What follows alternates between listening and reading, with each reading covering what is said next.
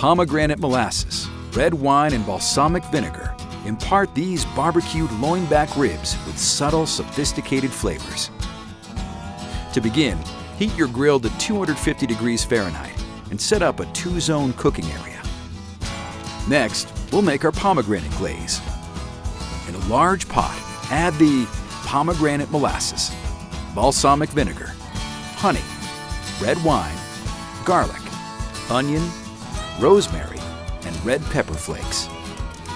Reduce the sauce by half over medium heat until you reach a syrupy consistency. Set aside. Season both sides of the ribs with salt and pepper. Place the ribs meat side down on the cool side of the grill. Close the lid and cook for approximately 2 hours or until the appropriate color is achieved. Place 1 sprig of rosemary on the bone side of the ribs. Tear off 2 sheets of heavy-duty aluminum foil and double them up.